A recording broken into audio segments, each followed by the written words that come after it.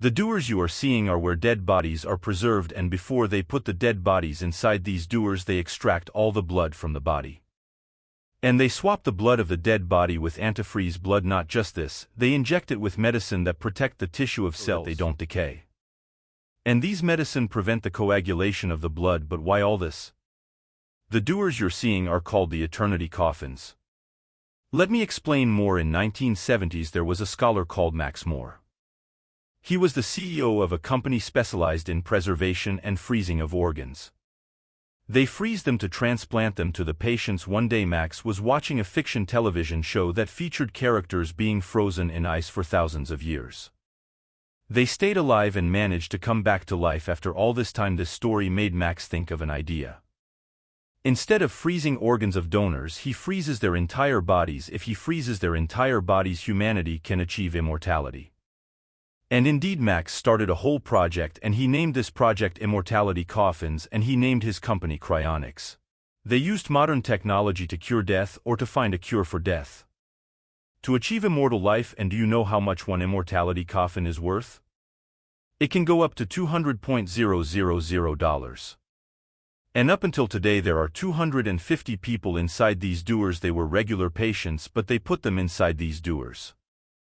And experts describe them as patients in a hibernation state, but they're actually dead since they extracted all their blood. And they swap the blood with chemical products. But all we can do is repeat what Allah has said. You will find them, of all mankind, the most eager for life, even more than the polytheists. Every one of them wishes he could live 1,000 years, but to be granted a long life will not nudge him from the punishment. Allah is seeing of what they do, but what most of us don't know is that this is not an original idea. Previous peoples had this notion before, and these peoples built facilities that are on par with today's facilities. And they tried everything to escape the notion of death. Allah SWT talked about them in Quran and said, "And you set up fortresses, hoping to live forever." So who are these people, and what exactly is the story behind them? People of Hud, peace be upon him. After World War II there was a strong revival in industry and in urbanism. Even in inventions too. If we take a look, we'll find that the average personal income after WW2 was very high. Way higher than the average personal income today. And if the population keeps increasing while in peace and security, Earth would go to rack and ruin, and we would all die. Allah says in the verse, were it not for Allah restraining the people, some by means of others, the earth would have gone to ruin. There is no peace between right and wrong on earth, a never-ending war between the two until we return to Allah SWT, and their peace and safety will be found for those who believe. And the never-ending fear and suffering for those who disbelieve. There will never be peace between right and wrong. And if peace is between them, we will all die, and this is one of Allah's ways in the universe.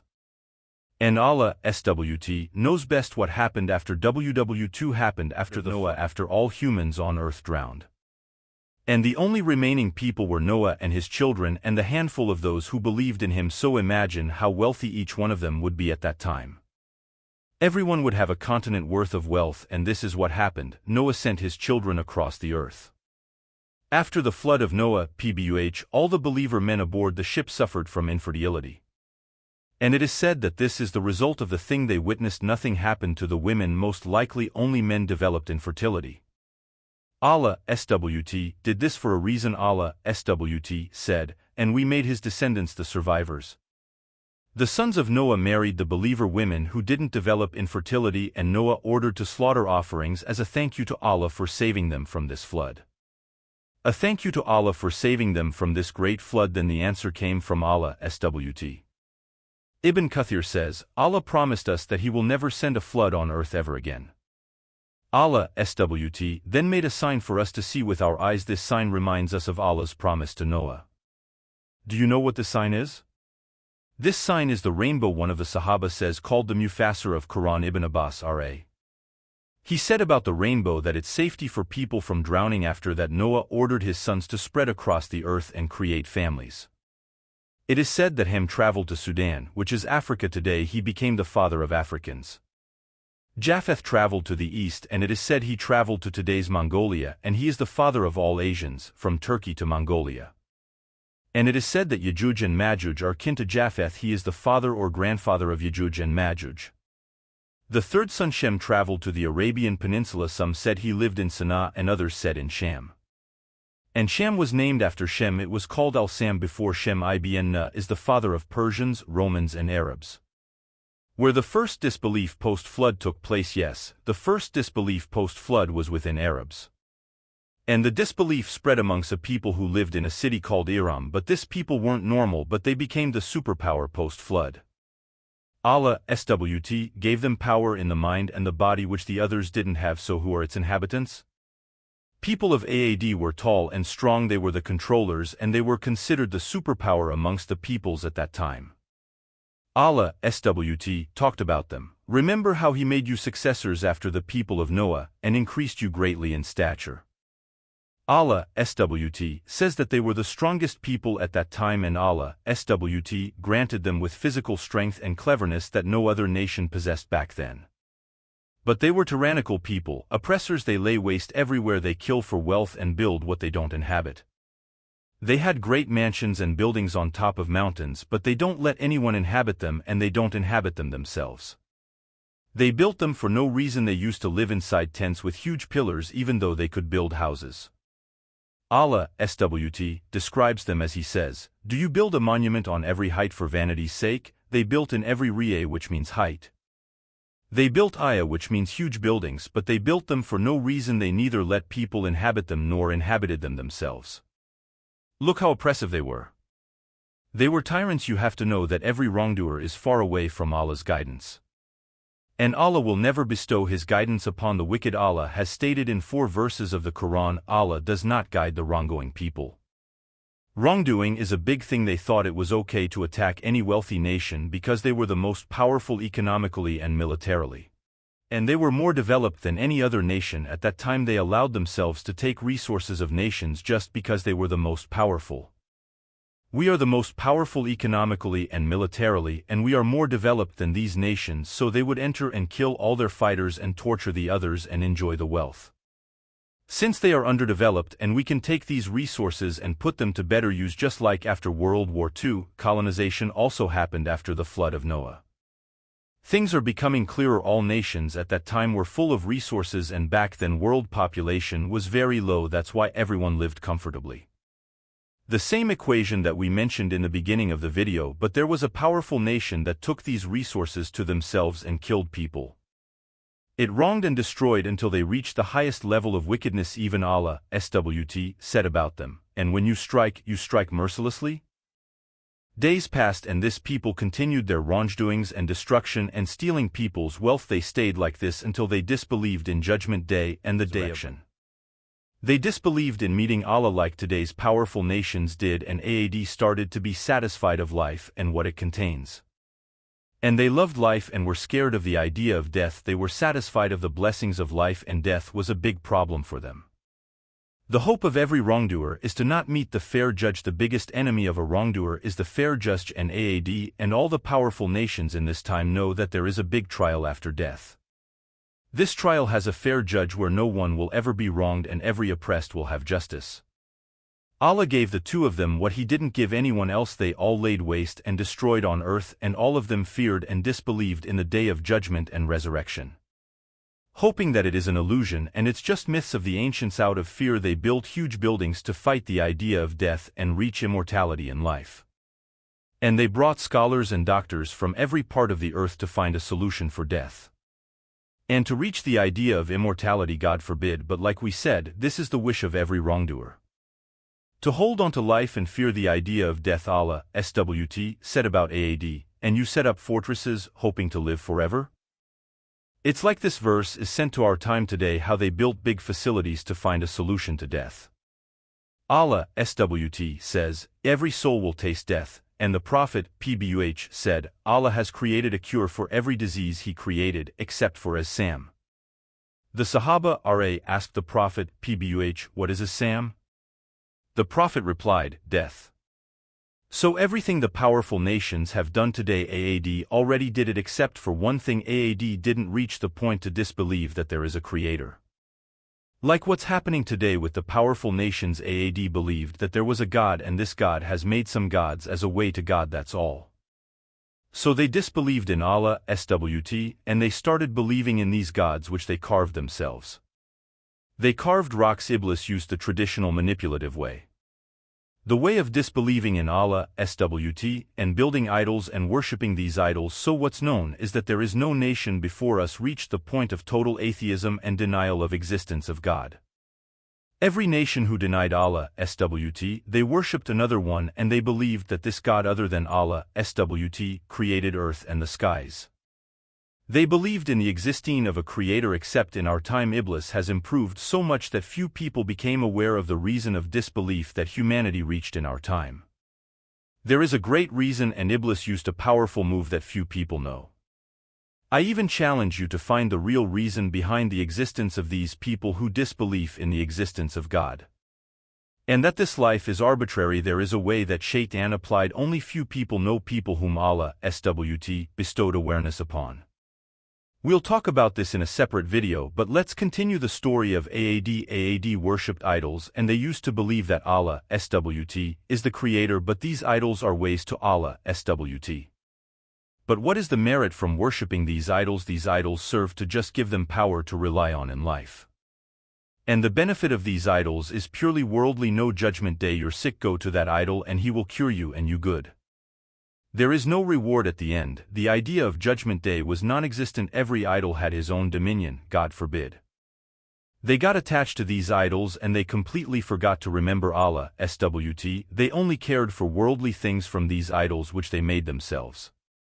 When disbelief and tyranny spread amongst them and they forgot what they had, disregarded what they were reminded of, they forgot the doctrine of Noah, Pbuh, and Adam and Shaith. Allah, SWT, sent Hud, Pbuh, to them, and Hud was one of them. From Aad, he was kin to Shem ibn Na. Allah, SWT, sent him to this tyrant people to remind them to worship Allah, SWT, alone. And that these idols are rocks and they are utterly useless. One day the Prophet of Allah, Hud, Pbuh, invited them to remember Allah, SWT, alone. He reminded them of Judgment Day and that after this life there will be a trial. They will be judged before Allah, SWT, on everything they have done. And that everyone they wronged will take his justice before Allah, SWT, that their doctrine is bad and that the right doctrine is Islam, the doctrine of Noah, Shaith, Adam, and Ishaq, Pbuh. He asked that they ask Allah, SWT, for forgiveness and turn to Him for repentance and renounce this bad doctrine. He only received disbelief, offense, and cruelty, just like what happened to his grandfather Noah, Pbuh. They insulted him and made fun of him and his words. They even told him, "We see foolishness in you, and we think that you are a liar." Meaning they thought he was foolish. Hud replied to them. He said, "Go, my people. There is no foolishness in me. I'm not foolish. But I am a messenger from the Lord of the worlds." He told them that Allah, SWT, sent him. They didn't believe him. They said, "Messenger? Messenger and human?" They thought he was insane. They were this tyrannical. He said, "I convey to you the messages of my Lord, and I am a trustworthy advisor to you. I'm warning you from worshipping these idols other than Allah, SWT, and that there is punishment and reckoning and an afterlife. And that Allah has promised them a punishment in life and in the afterlife if they disobey." Hud told them, "If you disobey me, Allah promises you with two punishments in life and in the afterlife." Yes, the afterlife which you disbelieve in. One of the people stood up and belittled his words and said, "Does he promise you that when you have died and become dust and bones, you will be brought out? What are you saying? Far-fetched is what you are promised. When is this distant promise, man? We will die and become dust and come back to life? Come on, man, this is too far-fetched. Give you the solution to the equation that's going on in your mind. Oh Hud, there is nothing but our life in this world. We die, and we live, and we are not resurrected. See how our doctrine is simple? Wombs pushing and land swallowing, that's it. There's no reckoning or the nonsense you're spouting, God forbid. Oh my people, I understand what his problem is. He is nothing but a man making up lies about Allah. We have no faith in him. They disowned him. He is saying things that Allah hasn't said. He's lying to Allah. And do you know why he's making up lies about God? He wants money. Come on, Hud, admit it, you want money, right? Are you making profit out of this, or what you tell people to worship Allah alone and that there is reckoning and all that just for some? He said, Yo my people, I ask you no wage for it, my wage lies with him who originated me. Do you not understand? I don't want money from you, I'm advising you for the sake of Allah, and Allah will give me until I'm satisfied. All my wages are from him. People of Hud started looking at each other. This guy really doesn't want anything in return, he doesn't want money or anything, he's not using his words to gain anything. They started thinking, they said, what's wrong with this guy, surely there is something we don't know. They said, O Hud, you did not bring us any evidence. Where is your miracle? Prove that you are truly a prophet and perform a miracle, and you know. We are not about to abandon our gods at your word, and we are not believers in you. You either perform a miracle or we don't believe in you. You think you can convince us with few words and make us abandon our gods whom our fathers and grandfathers worshipped. We have evidence. Shaitan played them, obviously, like what happened with the people of Noah. The people gathered amongst themselves to talk about Hud and see what's up with him. Someone said, you know, maybe our gods have cursed him, maybe he has been cursed and he lost his mind. Let's go and tell him. They said, O Hud, we only say that some of our gods have possessed you with evil. Our gods have possessed you with evil and you went insane and saying strange things. As if they were saying, our gods have cursed you and even our gods are against you, so they put a curse on you. That's why you are saying meaningless words with no evidence. Hud stood up and said, I call Allah to witness and you to witness that I am innocent of what you associate besides him.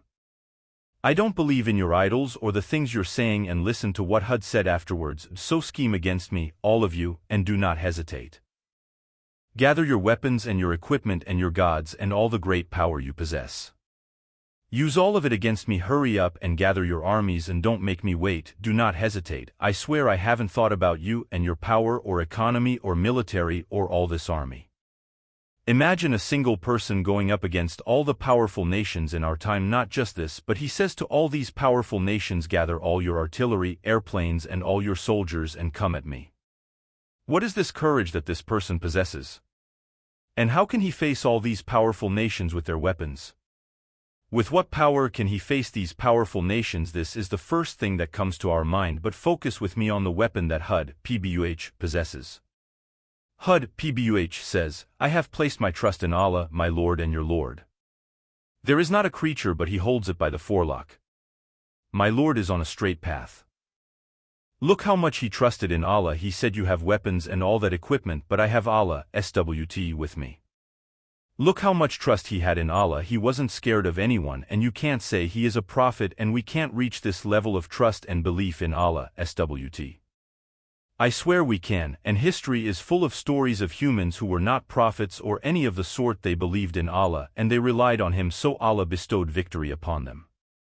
And the best example is the Sahaba, regular human beings just like you and me. Hud's people thought that he was scared and crazy and weak and underestimated him. But he stood up and said, "Ye scheme against me, all of you, gather all this power which you use to oppress whole nations. Gather it, I want you to face me with it." And these were the same words of his grandfather Noah, he said the same thing to his people, the exact same words.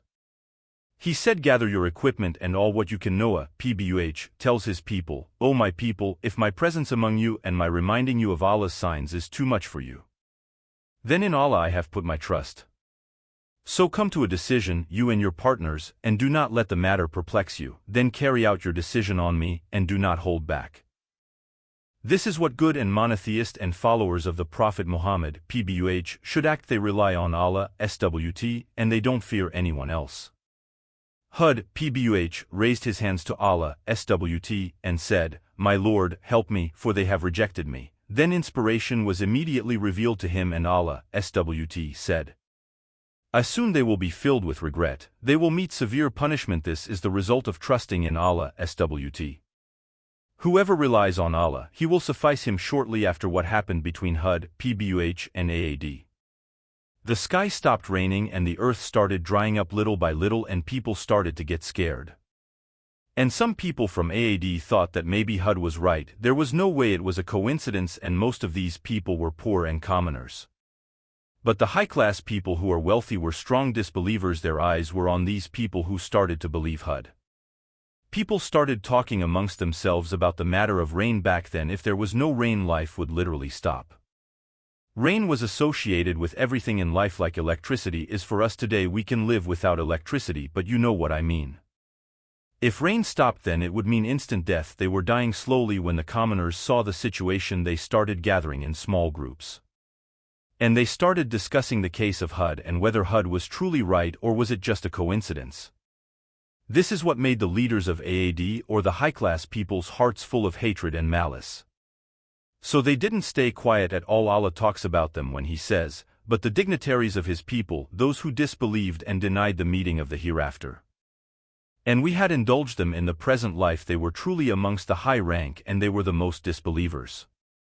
Even in our current time, the most disbeliever people are the ones who indulge themselves in life the most. So what did these degenerates say? They said, "This is nothing but a human like you. He eats what you eat and he drinks what you drink."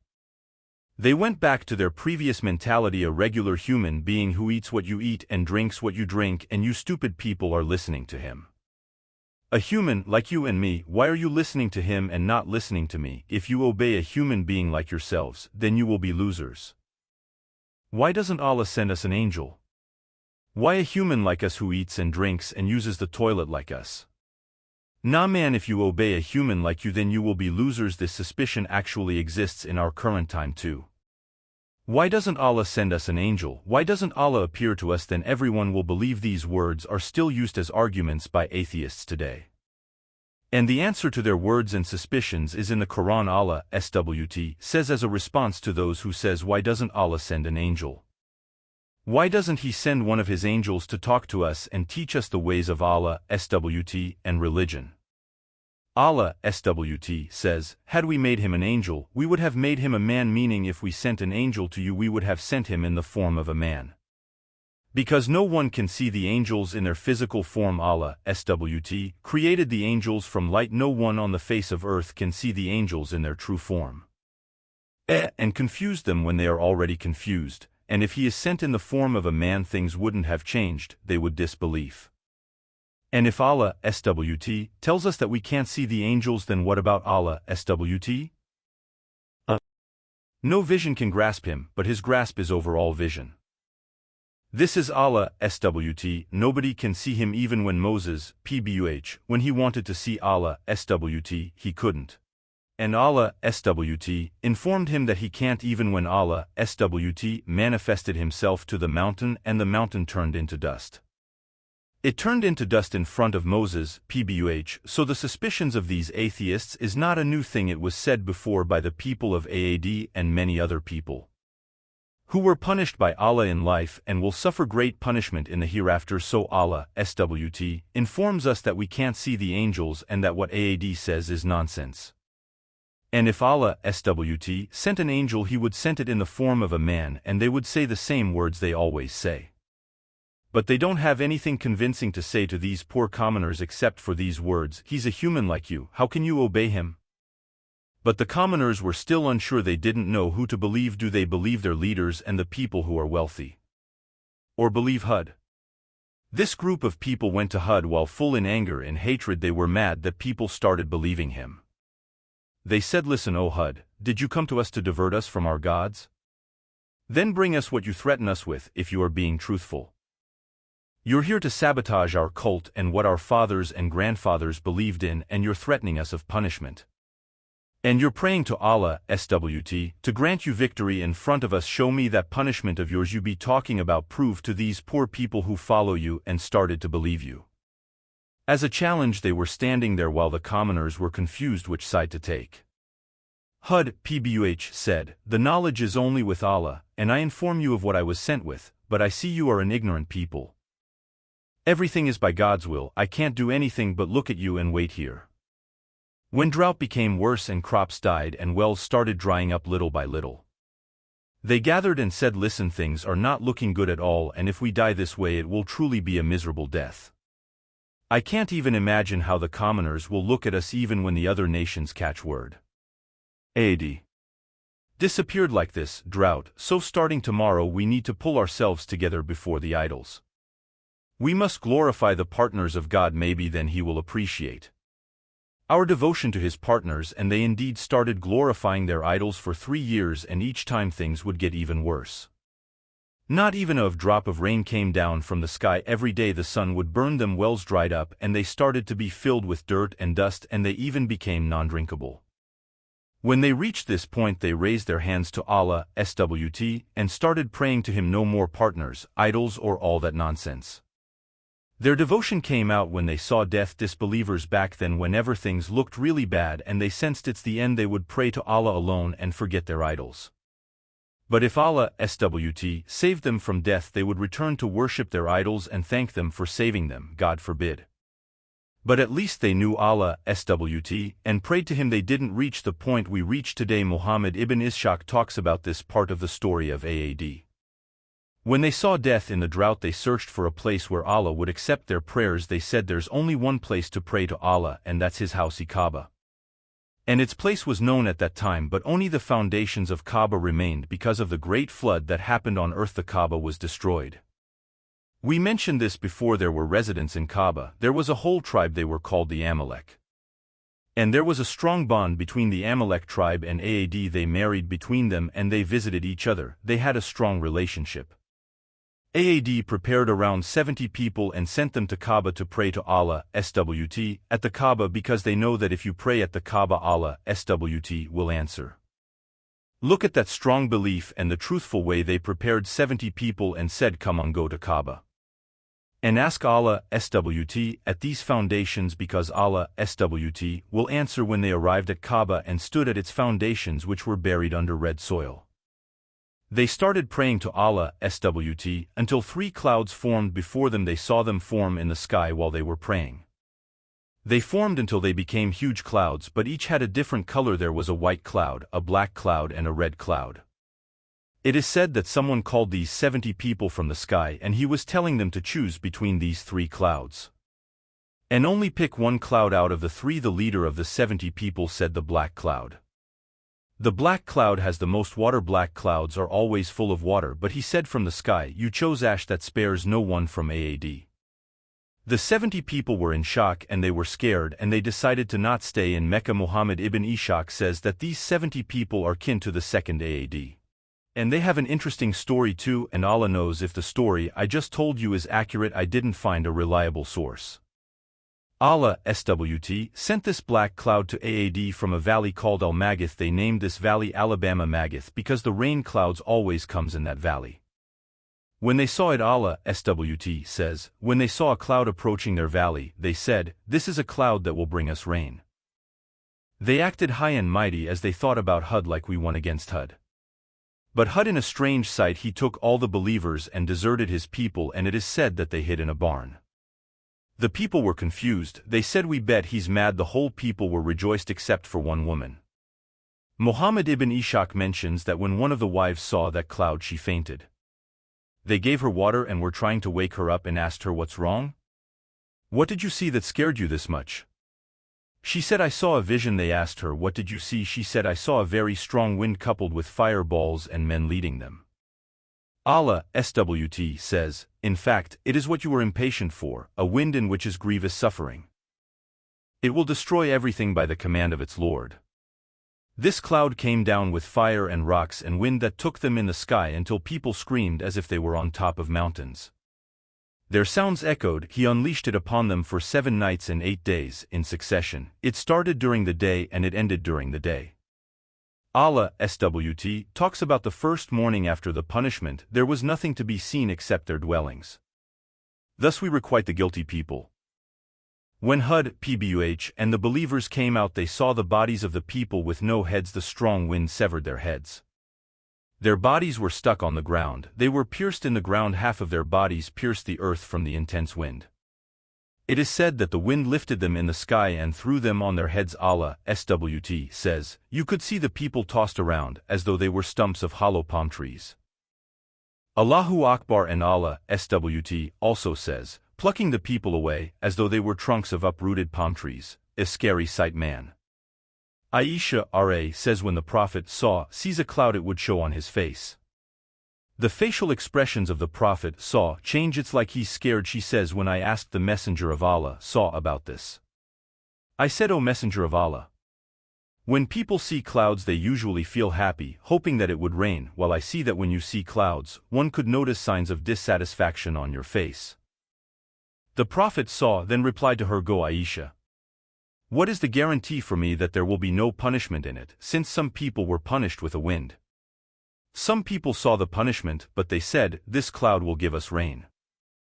Namely the people of Aad. Allah, SWT, destroyed the people of Aad, and only the 70 people who were in Kaaba remained. They stayed with the Amalek. They settled there between Hejaz and Tabuk, and one of the descendants, the 70 people, is a whole tribe called the Mud.